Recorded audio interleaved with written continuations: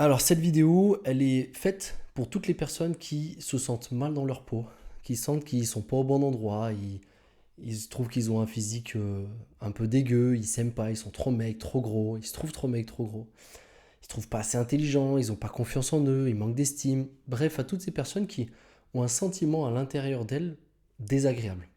Un sentiment qui est là souvent le matin, le midi, le soir, des fois toute la journée, parfois que de temps en temps, peu importe. Donc c'est vraiment un message que j'envoie à toutes ces personnes qui sont tout simplement en galère, en difficulté dans leur vie et qui ont du mal à gérer leur mental, qui ont du mal à gérer la vie en général. On nous apprend les mathématiques, on nous apprend à être bien discipliné et à pas faire de vagues par rapport aux autres, à être bien éduqué. On nous apprend à faire du vélo, on nous apprend à conduire. Et pour faire tout ça, on ressent des émotions, on a une façon de penser, il se passe énormément de choses dans notre tête, il y a des connexions en permanence, mais on ne nous apprend jamais à gérer qui l'on est et à s'aimer, à s'apprécier. La rencontre que j'ai faite la semaine dernière, j'ai fait une rencontre qui m'a marqué, elle, elle, expli- elle expliquait exactement ça, cette difficulté à gérer son cerveau et à gérer ce qui se passe à l'intérieur de nous. Je rencontre des personnes qui sont dépassées par leurs émotions. Je rencontre des personnes qui sont dépassées par leur vie, c'est-à-dire qu'ils ont rencontré des difficultés, des traumatismes, et ils n'arrivent pas à se relever. Et en fait, le point commun, c'est qu'ils n'ont jamais eu les clés pour pouvoir avancer. Et ça, c'est bien malheureux, on ne nous apprend jamais à avoir les clés. De plus, ces personnes-là qui ont vécu des souffrances dans le monde extérieur ou qui ont une fragilité, bah souvent, ils ont une véritable histoire, ils ont vécu des choses, souvent extraordinaires. Parce qu'il ne faut pas oublier que on n'est pas tous sur le même pied d'égalité. Il y en a qui vont avoir une éducation parfaite, il y en a qui vont avoir une éducation dégueulasse. Et puis dans ceux qui ont une éducation dégueulasse, il y en a qui bizarrement vont avoir le shift de très bien s'en sortir, et d'autres dans l'éducation parfaite de mal s'en sortir. Donc on peut voir que tout ça, c'est très complexe. De zéro jusqu'à la parole, 2 ans, 3 ans, on n'arrive pas à exprimer ce qu'on ressent, mais on perçoit les regards, les visages, les expressions, on a les souffrances, on a les sentiments. Et tout ça, ça crée une espèce de nappe phréatique à l'intérieur de nous qui va nous influencer toute notre vie. Tout ça, c'est inconscient, bien sûr. Ce serait fou de se dire que consciemment, on peut se souvenir de tout ça. C'est des choses dont on n'a pas le souvenir. Et puis même après, jusqu'à 6, 7 ans, 10 ans, 15 ans, on est influencé. Et on va écrire des scénarios, des fonctionnements qui vont nous suivre toute notre vie. Sauf si on rencontre des grosses difficultés, des grosses dépressions, des gros deuils, voilà, des gros challenges de la vie. Et encore une fois, c'est très paradoxal parce que ces challenges, certaines personnes vont réussir à les surmonter et elles vont se transformer.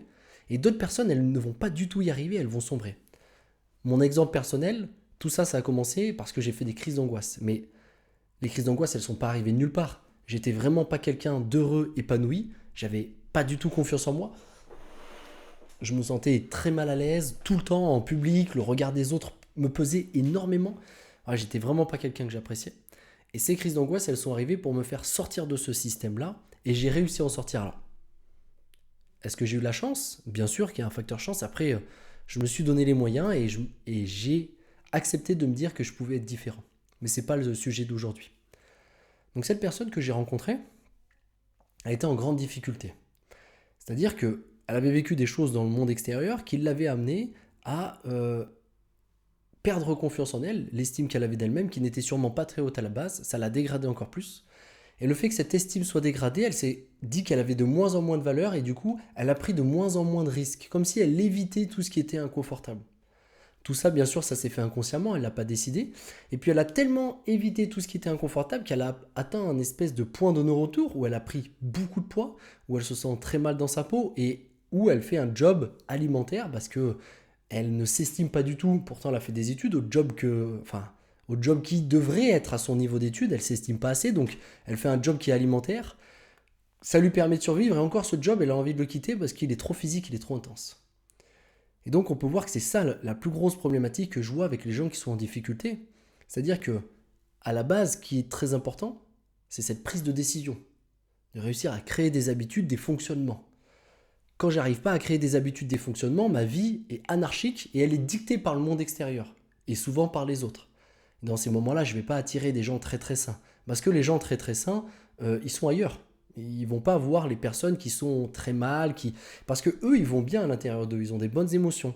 Donc quand ils se connectent à quelqu'un qui a des émotions sombres, qui est mal à l'aise, bah, ça les fait se sentir inconfortables, parce qu'ils se connectent à ça. Et du coup, bah, les gens sains fréquentent la plupart du temps des gens sains, même si vous avez peut-être, si toi tu es en galère dans ta vie, dans ton entourage, des gens qui t'accompagnent. Mais tout ça pour dire que ces personnes-là qui ont ces difficultés, elles sont soit dans une énorme anxiété, donc tout est stressant, tout fait peur, c'est un des côtés, un des prismes, soit dans de la dépression, être léthargique, ne plus avoir la force de faire les choses, ne plus avoir l'énergie. Et ce qui est très difficile, c'est que ces deux états-là, ils ne permettent pas de prendre des décisions conscientes, saines, qui nous amènent dans la bonne direction. Souvent, ces états-là, ils nous amènent à être encore plus dans l'état. Plus je suis anxieux, plus je vais éviter les choses difficiles, plus je vais devenir anxieux. Parce que l'évitement amène à plus d'anxiété, plus de peur, plus de crainte. Et si je suis déprimé, bah, je vais rien faire et le fait de rien faire va m'amener à être encore plus déprimé. Donc à chaque fois, c'est des cercles qui sont infernales et qui nous font plonger de plus en plus. Bon, la bonne nouvelle, c'est que si ça fonctionne dans un sens, ça fonctionne aussi dans l'autre. Et donc, on pourrait se dire que si je suis allé très très bas, bah, je peux remonter aussi très très haut et tout ça, je peux le mettre à mon service. Seulement, l'être humain, c'est un être qui a tendance à voir le danger. C'est une bonne chose, c'est ce qui lui a permis de survivre pendant tant d'années. Sauf que maintenant, c'est plus trop adapté à notre situation, à notre société. Et donc, il y a des personnes qui souffrent énormément. Et donc, après la discussion avec cette personne, je voulais l'aider. J'avais 5-10 minutes, on était autour d'une table, c'était dans un moment festif, et j'ai essayé de trouver les mots pour pouvoir l'aider. C'est différent de quelqu'un qui viendrait me voir pour du coaching, de l'accompagnement. Là, je peux mettre en place quelque chose sur le long terme, je peux mettre en place plusieurs outils, je peux tester l'hypnose, je peux lui apprendre l'auto-hypnose. Bref, elle peut mettre en place tout un panel d'exercices et elle peut être accompagnée pour les moments où justement elle replongera dans un des deux côtés de ce prisme, bah, soit trop d'anxiété, soit la déprime. Mais là, cette personne, elle ne m'a pas demandé du coaching. Elle a juste une conversation avec moi, mais elle exprime quand même une énorme souffrance et elle n'est pas contre avoir des solutions. Donc j'ai réfléchi, je me suis dit, qu'est-ce que je pourrais apporter comme solution? On a beaucoup échangé et j'ai senti que la plupart de mes mots ne résonnaient pas parce que j'avais du mal en un laps de temps si court, à trouver des mots qui sont percutants. J'essayais d'écouter, mais en même temps, en ne faisant que écouter, je ne donnais pas les solutions. Donc je lui donnais une oreille attentive qui lui permettait de se soulager, de décharger un peu son fardeau, mais il n'y avait pas de solution derrière. Je sais que un an, enfin un mois, une semaine, un mois après, ce serait exactement la même chose. Donc je me suis dit, ce qu'il faudrait que cette personne fasse, l'exercice ultime que je proposerais à quelqu'un qui est dans cet état-là, c'est la visualisation. Parce qu'on essaie consciemment de changer les choses. Mais il se passe tellement de choses inconsciemment. Bon, moi j'étudie le fonctionnement humain depuis 10 ans et de façon plus profonde depuis 2 ans, avec l'analyse transactionnelle, avec la PNL, avec l'hypnose, avec tous les ouvrages que je peux lire sur la thématique. Et puis plus je n'apprends, plus je me rends compte que c'est très très très complexe. Et que même les spécialistes de nos jours, ceux qui sont les plus évolués, qui ont pris le plus de temps, qui ont fait des études sur les thématiques-là, même eux sont parfois un peu perdus. Et des gens qui ont amené de grandes réussites à leurs clients, parfois ils ont des méthodes complètement différentes. Par exemple, il y en a un qui va dire, un préparateur mental d'une grande équipe va dire, moi la visualisation, c'est ce que je mets en application avec mes athlètes. Et puis il y en a un qui va dire, moi la visualisation, je ne fais pas ça, parce que sinon la personne, elle sent qu'elle a déjà la chose, et du coup elle n'a plus l'élan d'y aller. Les deux ont des très bons résultats, et ils ont des méthodes complètement différentes. Et donc c'est très perturbant. C'est quelque chose qui m'avait perturbé aussi quand j'ai commencé à être coach sportif, il y a 8 ans. C'était d'avoir des méthodes complètement différentes qui marchent quand même. Bref. Et donc, je me suis dit, la visualisation, c'est le truc numéro 1. Pourquoi c'est le truc numéro 1? Parce que c'est le truc qui serait le plus facile à mettre en place, qui demanderait le moins d'effort, le moins de friction.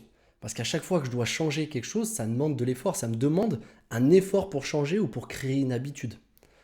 J'ai regardé une vidéo aujourd'hui sur les habitudes, une vidéo d'1h30, très très très pointue, très intéressante. Et dans cette vidéo, le mec prenait des études qui avaient été faites, dont une qui s'appelait Lali. Et dans cette étude, ils ont étudié des milliers de personnes pour mettre en place une habitude. Et donc, il y a des gens, il leur faut 18 jours pour mettre en place l'habitude, d'autres, il leur en faut 254. Donc le truc des 21 jours, tu peux complètement oublier, et ça, Il n'y a même pas besoin de faire une étude pour s'en rendre compte. On est tous inégaux sur la prise de décision et sur la mise en place d'habitudes. Donc on pourrait se dire, mais comment pouvoir mettre en place des habitudes qui sont saines? Parce qu'en plus, je vais mettre des habitudes avec des objectifs à long terme qui vont m'identifier et des habitudes au quotidien. C'est-à-dire que là, je peux m'écrire faire du cardio 4 fois par semaine. Ça, c'est quelque chose que je vais pouvoir cocher. Et puis, ça amène à l'idée d'avoir un corps athlétique. Donc, est-ce que je suis en capacité de me fixer sur faire du cardio 4 fois par semaine? Et dans ces cas-là, je suis sûr de l'atteindre. Ou alors avoir un corps athlétique, ça va me demander encore plus d'efforts, encore plus d'énergie parce qu'il va y avoir beaucoup de friction. Donc la visualisation, pour moi, c'est le truc qui serait le plus simple à mettre en place. Quel type de visualisation je ferais? En fait, si je suis ici, avec les problématiques que j'ai, on a beau dire que le monde, parfois, il est injuste, il nous tombe des galères sur le coin du nez, on se dit j'ai pas mérité tout ça.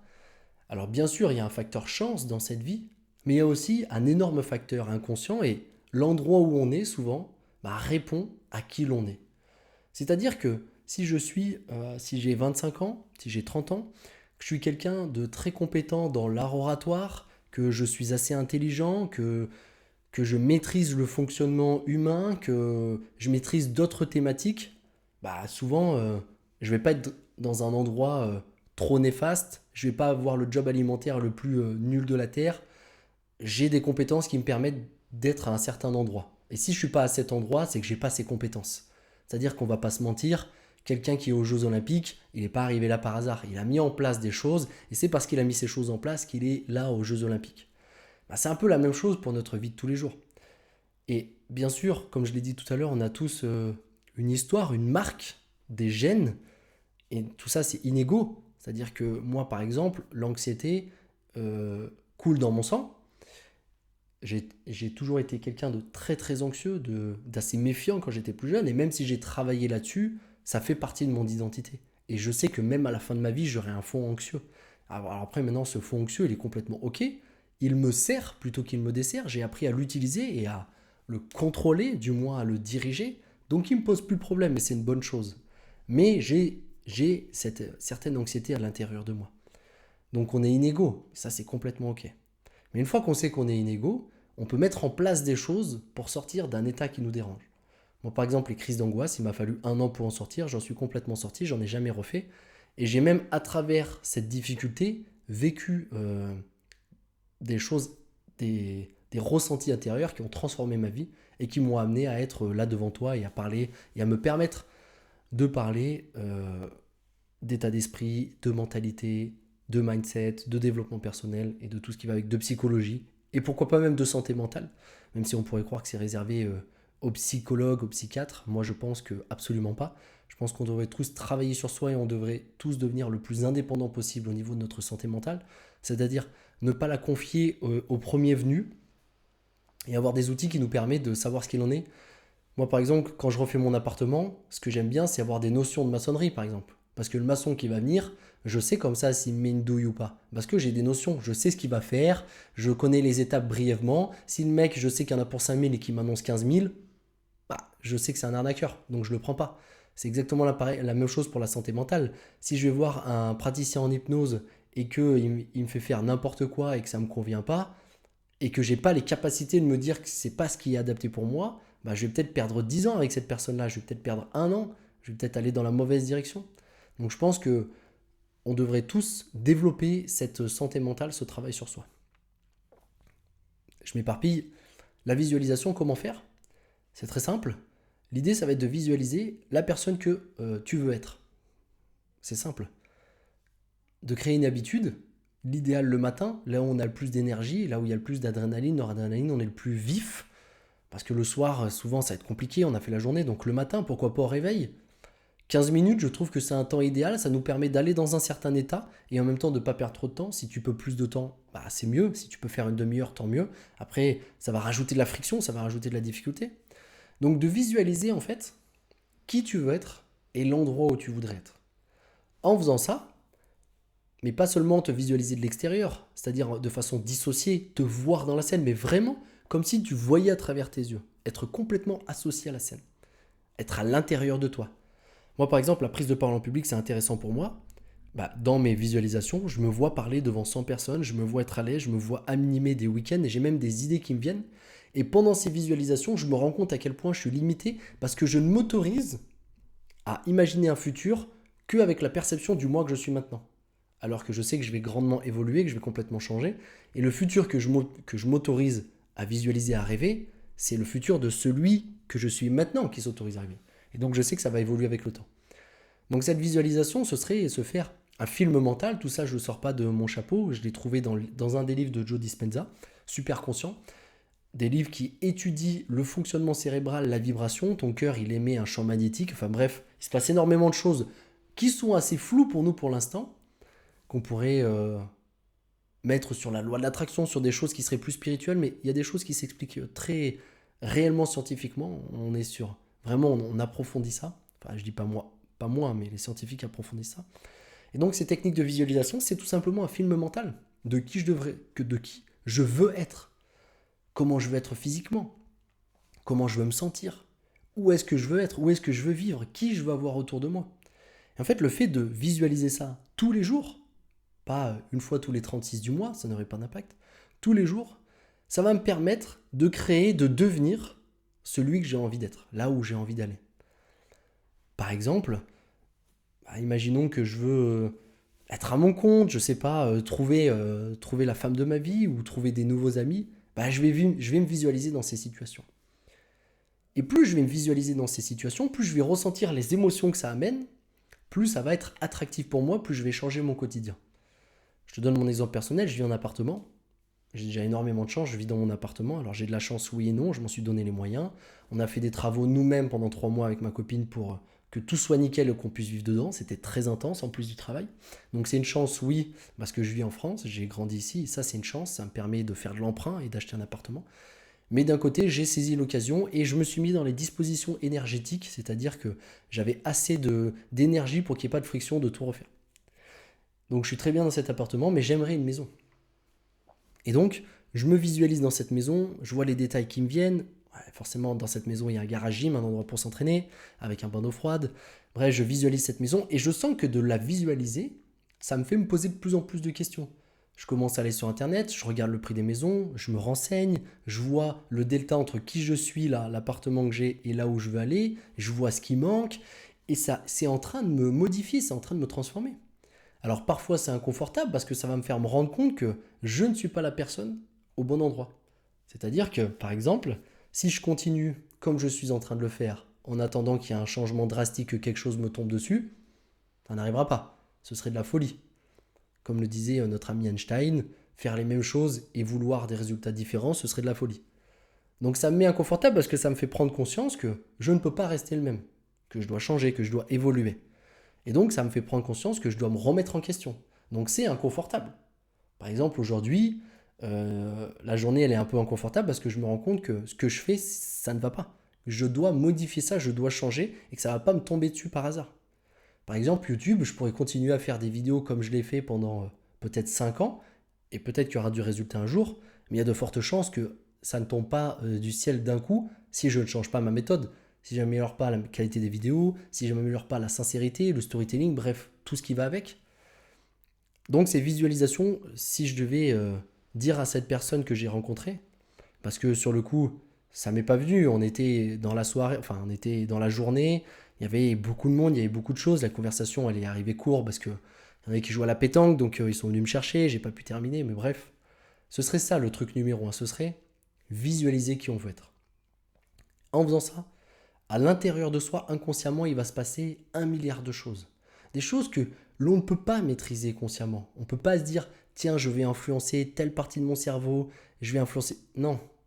Alors qu'en se mettant dans un état d'esprit et en ressentant les émotions qui vont avec, ça c'est important, ça va changer toute la chimie de mon cerveau et de mon corps. Et ça va m'amener à aller vers ça.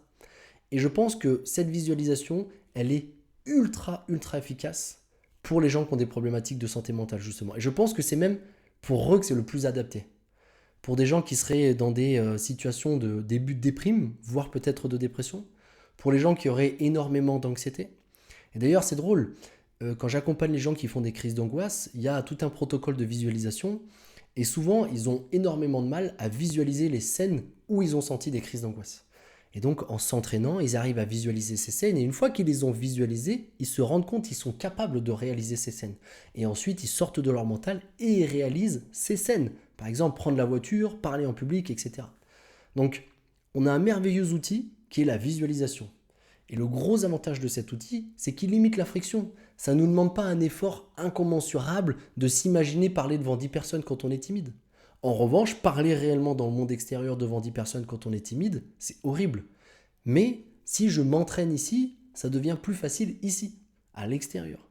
Et c'est là la puissance vraiment de cette visualisation. Alors en effet, peut-être que ce mouvement du développement personnel qui dit que la visualisation, ça m'amène à être dans l'état d'esprit et de moins aller vers la chose. Je te donne un exemple, imaginons que je veux que mon entreprise ait 10 millions. Si j'imagine que mon entreprise elle a 10 millions, bah peut-être que je vais me sentir bien et que ça va moins me donner envie d'aller vers les 10 millions. Il y a des études qui ont été faites là-dessus. Il faut voir la tête des études, il faut voir sur combien de personnes ça a été fait, comment ça a été fait, c'est toujours la même problématique. C'est peut-être des études qui sont en dehors du monde réel, donc il faudrait les analyser un peu plus en profondeur, ce que je n'ai pas fait. Donc peut-être que pour des gens qui ont des entreprises qui ont un développement différent, bah pour eux ça leur desservirait, même si je pense que ça sert à tout le monde de faire la visualisation. Mais pour les personnes qui sont limitées dans ce monde, bah, par le trop plein d'énergie qu'ils n'arrivent pas à canaliser avec l'anxiété, ou ceux qui en manquent avec la déprime et qui pourraient imaginer des choses agréables, et bien sûr au début ce serait difficile, mais ça leur permettrait, sans bouger de leur canapé, sans devoir fournir d'efforts, de commencer à remettre des émotions, des sensations dans le corps. Et puis, on va visualiser, peut-être qu'il va falloir 10-15 minutes, et puis au bout de 10-15 minutes, ça va revenir. Ça va grandir à l'intérieur de nous, ça va nous faire nous sentir bien. Et ça va nous donner de l'élan pour aller vers l'extérieur. Donc si tu te sens éclaté au sol, que tu sens que tu es mal dans ta peau, mal dans ta tête, c'est l'exercice que je préconiserai et que je ferai directement. Comment visualiser ? Bon, il y a plein de vidéos que j'ai faites qui en parlent.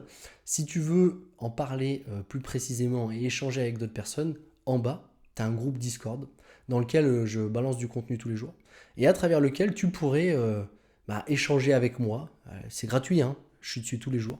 Autour de ça, moi, mon objectif, c'est vraiment d'aider les gens à sortir de leurs problématiques de santé mentale. Bon, la personne qui est en dépression profonde, qui a des envies suicidaires, je ne suis pas le plus compétent pour l'aider. Il faut qu'elle aille se faire accompagner par quelqu'un, un psychiatre, un psychologue, peut-être qui a un suivi médicamenteux. Mais pour tous ceux qui voudraient tester de devenir un peu leur propre thérapeute, comprendre leur fonctionnement et arrêter de tout mettre dans les mains de l'autre, eh ben, ce groupe Discord, il est parfait pour ça.